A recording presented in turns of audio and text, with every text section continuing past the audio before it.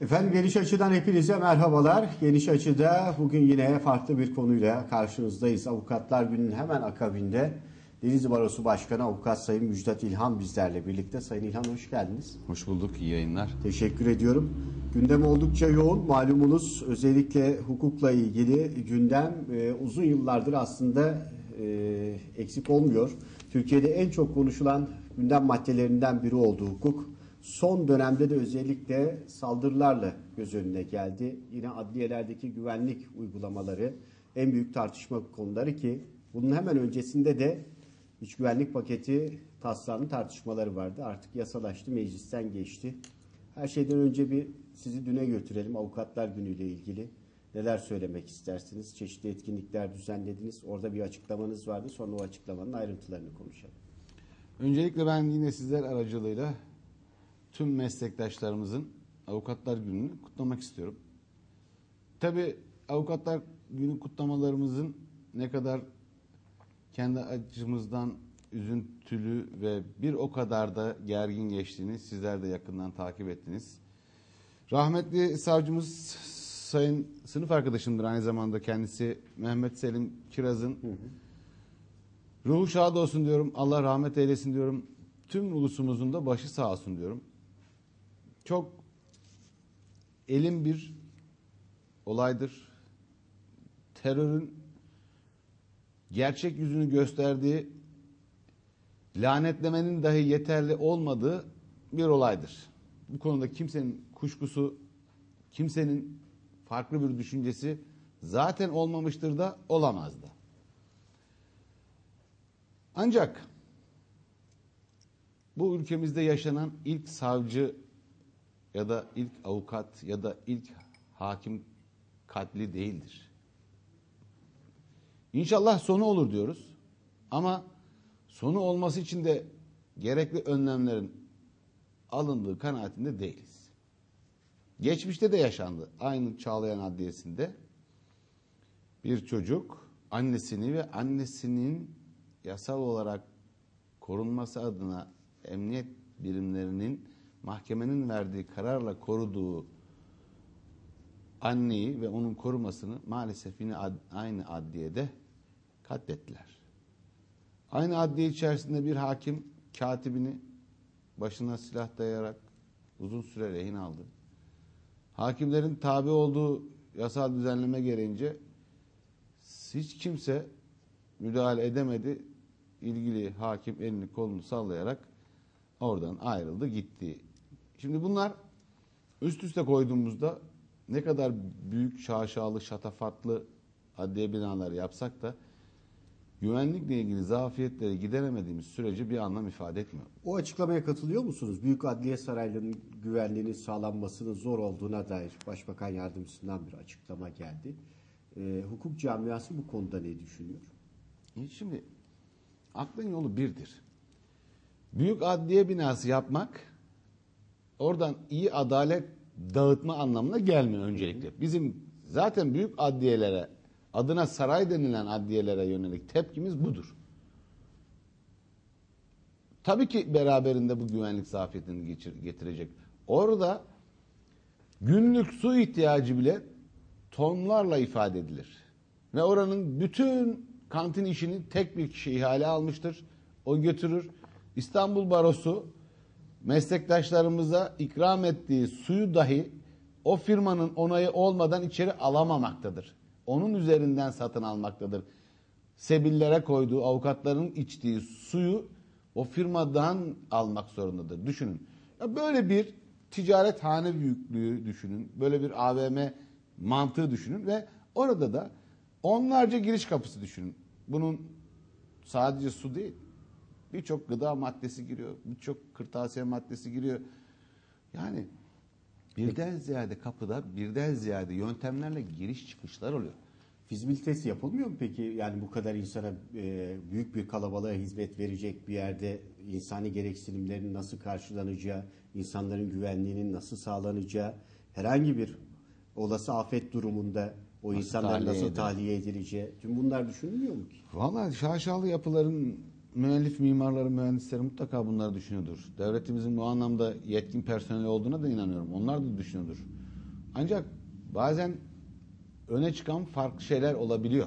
Bu da orada şatafatın ya da büyüklüğün insan üzerinde oluşturacak psikoloji de düşünüyor olabilir. Şimdi ihtiyaçsa bu ihtiyacın fiziksel olarak, bina olarak giderilmesi mutlaka gerekiyor. Ki burada da yıllarca şikayet ettiğiniz bir unsur buydu. Evet. Binaların yetersizliği. Evet, ek binamız şu anda temel atılıyor. Adliye binamızın kazı çalışmaları sürüyor. Evet, ama bunu daha küçük ölçeklerde ve daha farklı yerlerde ya da yan yana bloklarla farklı kontrolü kolay yapılan şeklinde hayata geçirmek de mümkün.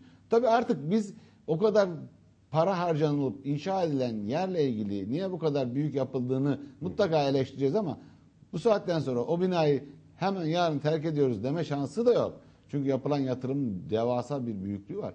O yüzden biz burada avukatlar olarak diyoruz ki güvenlik zafiyetini giderici önlemlerin alınması ve herkese uygulanacak yöntemlerin tamamına tabi olacağımızı deklar ediyoruz. Dünyanın en büyük barosu var karşınızda. 40 bin üyeli bir İstanbul barosunda. Bunu doğrudan avukata yüklemek kadar bence büyük bir aymazlık olamaz. Giren kişinin avukat cübbesiyle girdiği söylendi. Avukat cübbesi yok görüntülerde. Giyerek girdiği söyleniyor. Giren kişinin elinde sahte avukatlık kimliği olduğu söyleniyor. Eğer oradaki güvenlik okuyucularına, ki ondan 2 hafta önce ben de o adliyedeydim. Ümit Kocasakal'ın yargılanması davasında Denizli Barosu'nu temsilen diğer 25-30 baro başkanı ile beraber o adliyeye girdim. Ve biz de baro kartlarımız, ki dünyanın en güvenlikli kimlik kartlarından biridir. 5 ayrı güvenlik sertifikası vardır. Çiplidir, taklidi mümkün değildir. O kartımızı okuttuğumuzda ekranda fotoğrafımızla birlikte TC numaramıza kadar barolar bilgi sicilimiz, ilgili baromuzda hangi sicilse yazar, adımız soyadımızla beraber. O kart orada okutulmuş olsaydı, eğer o kart sahte ise bu kart sahtedir diye sistem uyarı verecekti.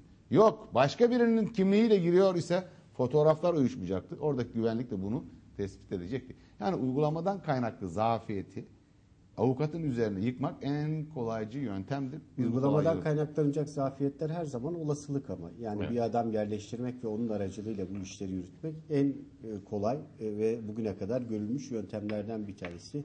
Ki aynı gün elektrik kesintisinin olması, bu bölgeyi nasıl etkileyip etkilemediğini de ayrıntılarıyla bilmiyoruz. Öyle devasa bir binada elektrik sorunun olacağını düşünmüyorum. Bizim adliyemizde de jeneratörlerimiz vardı. Anında devreye girdi. Tamam, belki bütün ışıklar yanmadı ama duruşmayı yapacak, işte duruşma salonunun aydınlanmasını sağlayacak kadar lambalar da yandı. Ki Çağlayan Adliyesi'nde bunun düşünülmemesi mümkün değil. Zaten orada da hiç kimse elektrik kesintisinden kaynaklı olarak güvenlik zafiyetinden bahsetmedi. Dikkat ederseniz o anlamda bir sıkıntı yok aslında. Evet. Sizin hatırlattığınız o birkaç olayı şimdi siz söylediğinizde aklıma geliyor. O dönemde yine buraların güvenliği tartışma konusu olmuştu, değil mi? Evet. Bugün yine tartışılıyor. Ancak bu kez daha vahim bir sonuç var ortada. Bir savcının bir savcıya silah dayatılması ve tehdit edilmesi, içeri terörist grupların bir şekilde girmesi, sızması. Bakınız, bu kurtarma operasyonuyla ilgili hiç yorum dahi yapmıyorum. Dünyanın hiçbir yerinde eğitimini almış insanlar bu denli bir kurtarma operasyonu zaafı yaşamaz. Şimdi çok büyük bilgi kirliliği var. Bir hukukçu olarak bu bilgi kirliliği tamamen netleşmeden de bir yorum yapmak istemiyorum. Ancak bunun bir başarı olarak yansıtılmasını da kabul etmemiz mümkün değildir. Rehin operasyonunda başarı nedir? Rehineyi canlı kurtarmak. Birden ziyade rehine olur. Birkaç tanesi hayatını kaybeder, birkaç tanesini canlı kurtarırsın. Başarıdan bahsedebilirsin ama tek rehinenin olduğu yerde rehine ve bütün teröristler öldüyse bundan pek başarı diye bahsetmemiz mümkün değildir teknik olarak. Bizim de bu anlamda yapılacak incelemeler sonrasında bu işi takip eden savcılığın kamuoyunu detayıyla aydınlatacağına inanıyoruz. Ama şu hepimizi üzmüştür. Bir meslektaşımızı kaybettik. Kendi adıma sınıf arkadaşımı kaybettim. Ancak gelinen nokta şu ki sanki bu yaşanan olumsuzluğun tamamı avukattan kaynaklanmış gibi lanse ettiler. Sosyal medyada avukatlara linç girişimi başladı ki şunu herkes unutuyor. Polis Çağlayan Adliyesi'nde baro başkanı da dahil yüzlerce avukatı kalkanlarıyla adliyenin dışına attı. Dünyaya tekrar rezil olduk.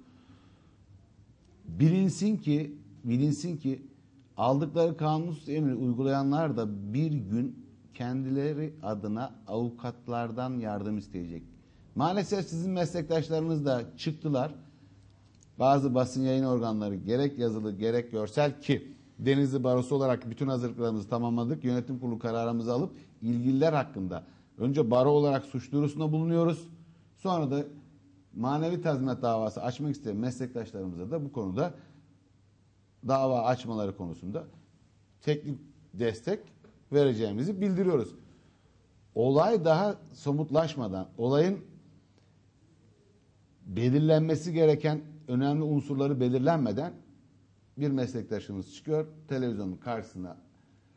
Ne bir basın mensubuna yakışacak, ne bir işte kahve toplantısını yöneten birinin söylemine yakışacak bir üslup değildir.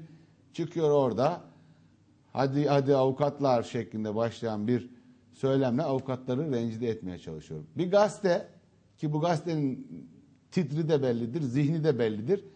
Avukat terörü diye manşet atıyor. Bir ülke daha açıklamalarımı da takip ettiniz. Acımızı yaşayalım ya, acımızı yaşayalım. Bırakın dedim ya. Önce biz bir acımızı yaşamak istiyoruz. Bizi acımızla baş başa bırakın demek zorunda kaldım ben. Buna bile izin vermeden toplum arasında ayrışmaya vesile olacak her türlü argüman anında kullanılmaya çalışılıyor.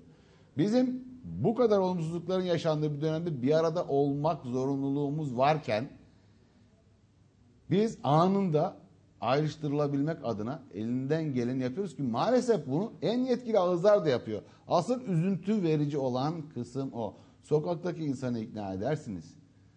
İkna olması da onun etkilediği alan çok fazla olmaz. Ama kamuoyunun bütün imkanlarını, basın yayın kuruluşlarının bütün argümanlarını kullanabilecek düzeydeki en yetkili ağızlardan bu cümleler çıkarsa maalesef büyük sıkıntı olur. İşte en son ortak akılla çözelim dedik. Her yerde söyledik.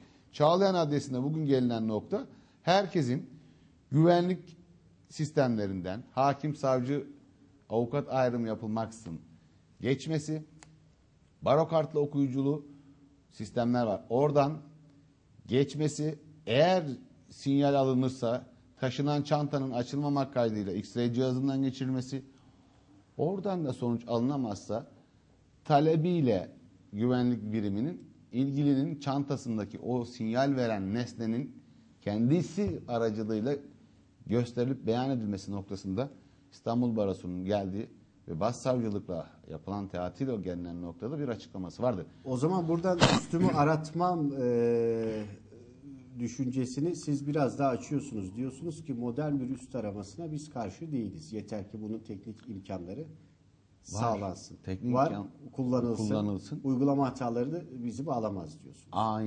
Aynen öyle söylüyorum. Ancak şunu da söylüyorum. Biz yargının kurucu unsuruyuz. Hiçbir hakim savcı arkadaşımla hiçbir problemim olmamıştır.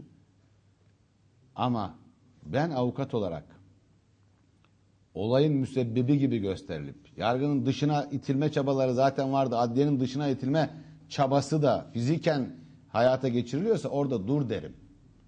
Ben eğer bağımsız yargı olmazsa da demokratik hukuk devleti olunamayacağına inananlardanım. Çünkü bunu bütün dünya kabul ediyor. Her ülkenin bakın demokrasinin var olup olmadığı dikkate alınmaksızın her ülkenin hakim savcısı vardır.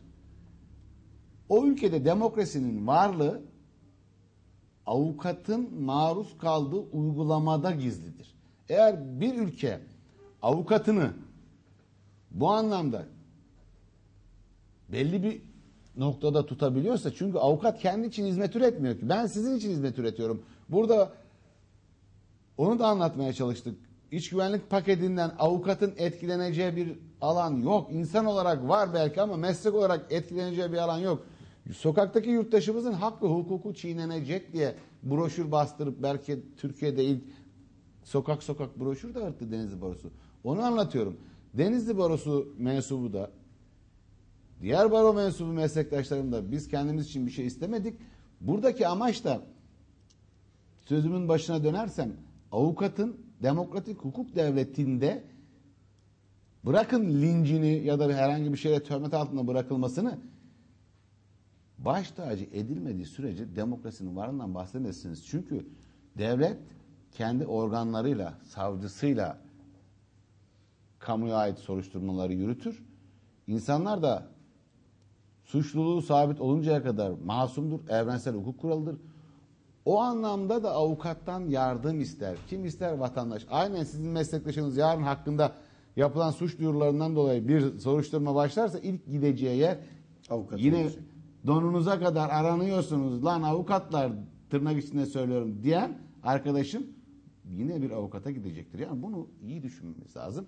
Dolayısıyla toplumun her kesiminin bir arada olmaya ihtiyacı varken şu anda hak ve hukuk mücadelesi veren, hukuka aykırılıkların altını çizen bir meslek kuruluşu olan baroları ve onların mensubu avukatları linç etmeye kimsenin hakkı da yoktur, haddi de yoktur. Bu kadar net söyleyeyim. Şimdi bununla ilgili açıklamanızda Avukatlar Günü'nde hakim ve savcılara hangi tedbirler uygulanıyorsa avukatlar bunun dışında hiçbir işleme tabi tutulamaz dediniz. Gayet net. Avukatlara meslek itibarını zedeleyici, meslek onuruna zarar veren baskı ve yıldırma amaçlı hiçbir muamele de yapılamaz dediniz. Bir de güçler ayrılığı ilkesinin yargı paketleriyle ortadan kaldırılmaya çalışıldığını, anayasanın tanınmadığını gördük, inandık açıklamasında bu. Açar mısınız biraz? Şimdi torba yasayla iç güvenlik paketi artık birçok yasada aynı anda değişiklik yapılıyor. Hakim ve savcıların anayasadan aldıkları yetkiler vardır. Bir devletin devlet olmasının en büyük göstergesi bağımsız yargısıdır. Ve o yargı mensuplarının kendi anayasal zırhlarıyla yargısal faaliyetlerini yürütmesidir. Yargısal faaliyetlerini yürütemeyen, bağımsız olarak bir devletin bağımsızlığından ve bekasından zaten bahsedilemez. Siz müstemleke ülkelerin kendi yargısını uygulayabildiğini duydunuz mu hiç? Uygulayamaz. Manda rejiminin altındaki bir ülkenin kendi iç hukukunu uygulayarak adalet dağıtabildiğini duydunuz mu hiç? Duyamazsınız. Hiçbir sömürge devleti kendi iç hukukuna dayanarak adalet dağıtamaz. Kimin sömürgesi ise onun hukukuyla hareket edilir.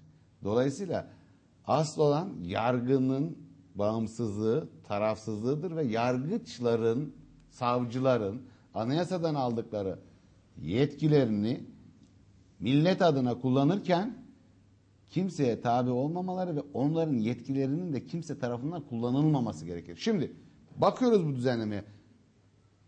Kolluk amiri savcının yetkilerini kullanacak. Bakıyoruz valilik hakimin yetkilerini kullanacak. Şimdi bütün bunlar doğrudan nereye bağlı? İçişleri Bakanı'na bağlı.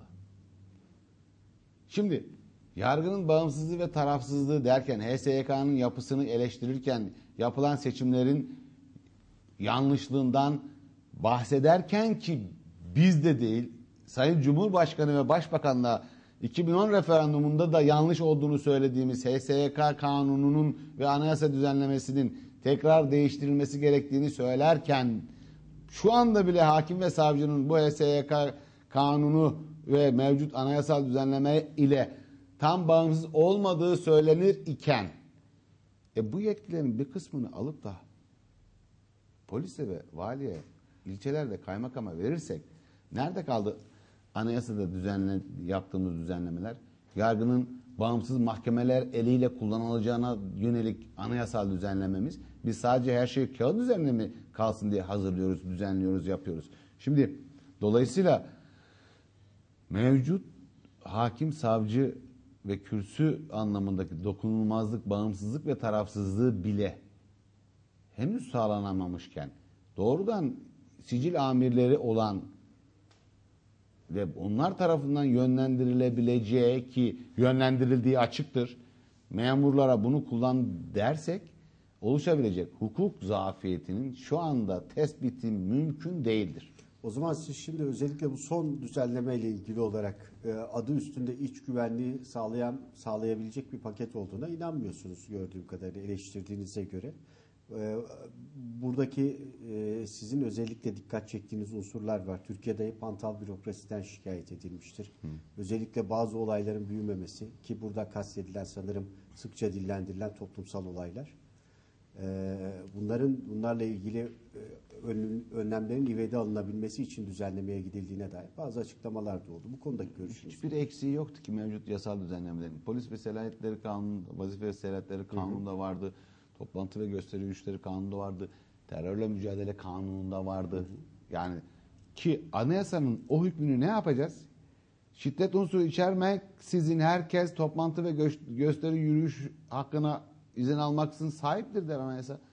Biz bu en amir hükmü, en ölçekli hükmü nereye koyacağız?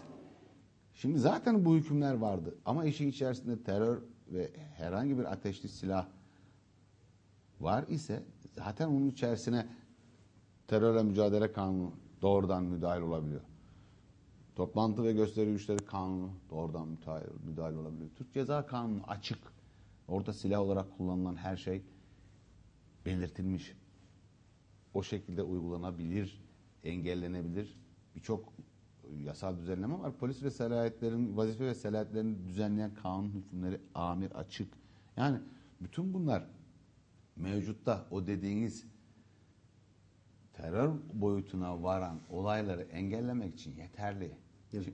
Silahın tanımı değişti diyorlar ama son düzenlemede de işte şundan şuna kadar isim belirtilmiş. Bunlar da artık silah kapsamındadır. Bununla ilgili kolluk kuvvetleri gereğini yapacaktır gibisinden özetle bir düzenlemeye gidildi. Tabii bu noktada yıllarca Türkiye'de yargı vesayetinden şikayet edildi. Bu düzenlemenin asıl amacının da yargı vesayetinin özellikle siyaset ve seçmen üzerindeki etkisinin ortadan kaldırılması olarak lanse ediliyor, konuşuluyor, dillendiriliyor. Halkın da galiba burada kafası karışıyor. Bununla ilgili siz ne düşünüyorsunuz? Yargı zaman zaman siyasete karıştı mı, karışmalı mı? Bununla iç güvenlik meselesini eşdeğer tutmak doğru bir şey midir? Şimdi ben şunu anlayamıyorum bir hukukçu olarak. Biz gerçekten demokratik hukuk devleti olmak istiyor muyuz, istemiyor muyuz? Ya bütün mesele burada. Aslında her şeyin başladığı ve bittiği yer burası. Biz demokratik hukuk devleti olmak istiyorsak yargının siyasete karışması diye bir söylemden bahsetmememiz lazım. Şimdi hangi demokratik ülkede siyasi iradenin verdiği karar yargı denetiminden bağışıktır ya da yargı denetiminin dışındadır? Tam aksine demokratik ülkelerde hukukun üstün olduğu, üstünlerin hukukunun işlediği yerde değil, hukukun üstün olduğu yerde bütün siyasi kararlar yargı denetimine tabidir.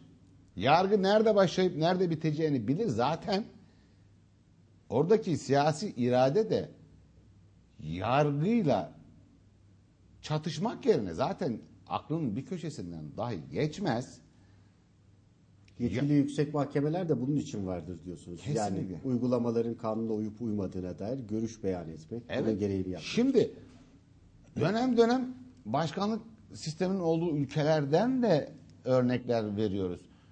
Orada başkanın bile, bakın tek adamdır başkanın bile kaç tane denetim mekanizmasına tabi olduğu açıktır. Yargısal denetim en üst ölçektir. Siyasi denetimlerden geçse bile başkanın aldığı kararın yargısal denetimi vardır.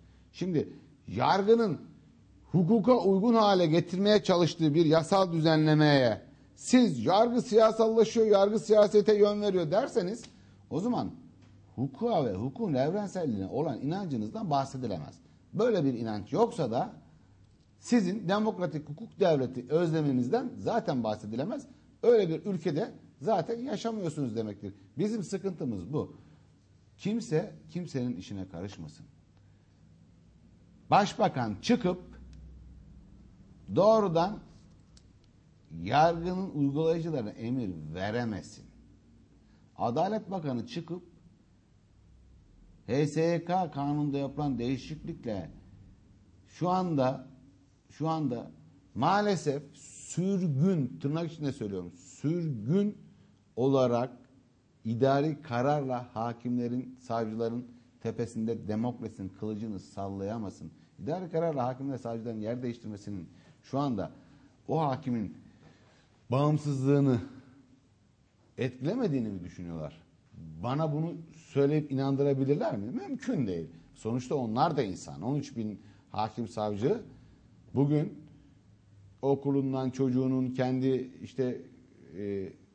yerleştiği, evini aldığı, bir hayat kurduğu, iş ürettiği, çalıştığı yerden hiçbir denetime sahip olmadan başka bir ile gönderilmesi o hakimin, savcının üzerinde oluşturulan baskının en büyük göstergesidir. Biz bunları konuşmalıyız. Yani dolayısıyla siyasallaşıyor yargı. Yok öyle. Bundan dolayı siyasallaşıyor. Bu baskıları hisseden hakim savcımızın, değerli meslektaşlarımızın üzerine oluşturulan baskıdan kaynaklı olarak insanların kafasında böyle bir şey deniyor.